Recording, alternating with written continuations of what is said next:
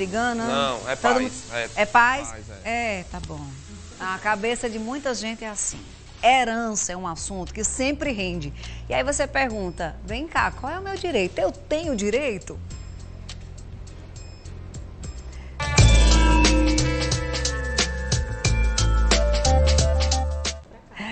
Sheila Sodré trouxe reforço hoje. Boa tarde, amiga. Seja bem-vinda. Boa tarde, Fernanda. Precisa, né? Tem que ser alguém especialista no assunto que as perguntas são. Lília Sena, ela é advogada especialista em direito de família. E a minha primeira pergunta, Sheila, vai começar com você, porque assim, nem todo mundo pensa em fazer um testamento. Espera assim, não, deixa acontecer, né? Sem ele, a questão da herança pode se complicar?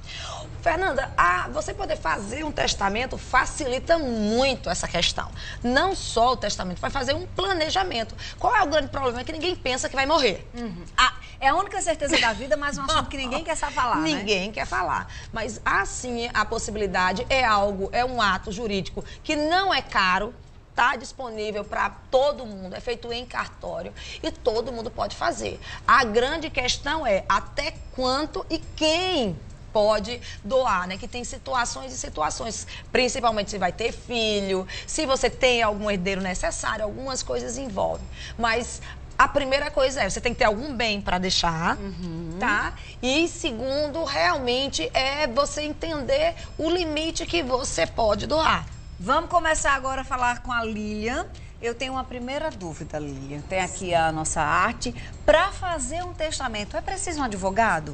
Não, não é preciso um advogado. O testamento, apesar de ser um ato formal, basta você ir ao cartório, fazer com um tabelião, né, com um testamenteiro, que é a pessoa indicada, e na presença de testemunhas, mas não é necessário, não é obrigatória a presença de um advogado. Eu só queria fazer uma observação que é importante a gente mencionar, é o seguinte, dependendo da idade de quem está fazendo, às vezes é extremamente necessário, e o tabelião vai pedir, o pessoal do cartório vai pedir, um atestado de sanidade. Sanidade mental. Só isso, mas isso, olha bem, a idade, às vezes não é nem só a idade, é fisicamente quando vai estar presente. A saúde mental mesmo. A pessoa precisa ir? Pode fazer uma procuração?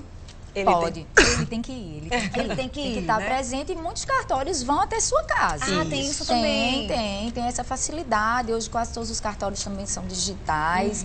Então tem mais essa facilidade de você nem sair de casa. Que é uma facilidade mesmo, uma comodidade. E o testamento também, Fernanda, ele pode ser modificado até o dia da sua morte. Você pode fazer um hoje. Hoje eu tô de bem com Sheila, aí eu quero deixar tudo seu pra patrimônio Sheila. todo pra mim, amiga. Não, eu acho que é melhor o contrário. Sheila Aí agora é o seguinte, vai que eu brinco com Sheila, eu posso mudar enquanto eu estiver viva, né? Com certeza. E vale a última alteração.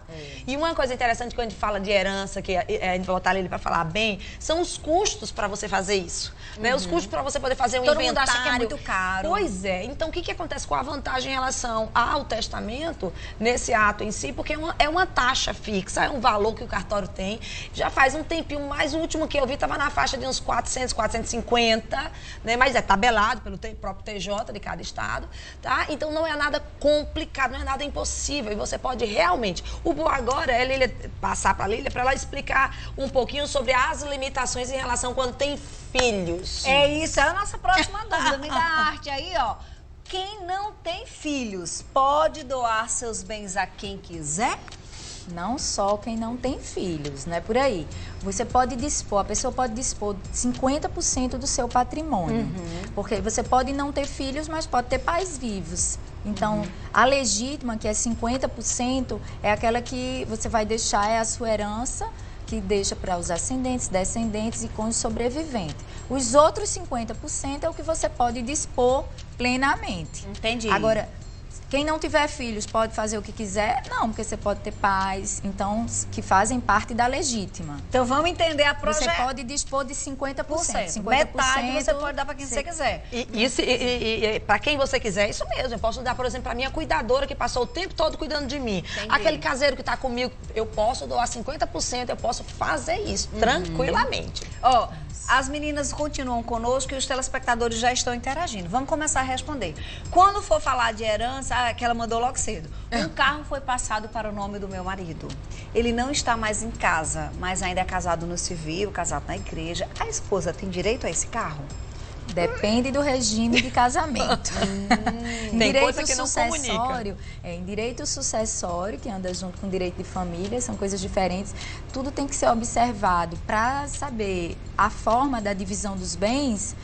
É o regime dos bens adotados. Se foi no parcial. casamento. Se foi regime de comunhão parcial, vai herdar de um jeito. Se for regime de comunhão separação total, de outro jeito. Universal também. Então, tudo antes você tem que perguntar. Você é casado no regime de comunhão parcial? Que é o regime mais comum, o regime legal? Se for no regime de comunhão parcial, o cônjuge ele só herda os bens particulares. Ele só concorre com os descendentes, que são os filhos do falecido, nos casos dos bens particulares, que são aqueles adquiridos antes do casamento. Entendi. Por quê, Fernanda? Porque na comunhão parcial de bens, o cônjuge ele já é meio. Entendi. Ou seja, ele já tem 50%. Então, o legislador disse assim, não é justo os outros 50% que é dos herdeiros ele concorrer, né? Que a gente chama da concorrência do cônjuge.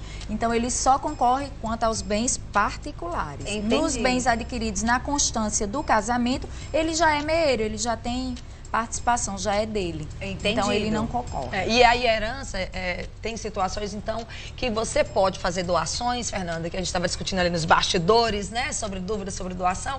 E na doação, você fazer uma doação, né, ainda em vida e condicionar. Porque situações de herança, ela não se comunica também. Tá? Bens que você recebeu de herança e você é casado, aquilo ali não pode não comunicar. Entendi. Não Então, necessariamente não uma herança eu vou dividir com... Não, exatamente. Não. É Tanto quando não herança se como comunica, doação. entendeu? Ó, não, é meu, não veio, não vem foi quem não herança, tem. foi... Tudo certo. O Thales de Bahia traz uma dúvida.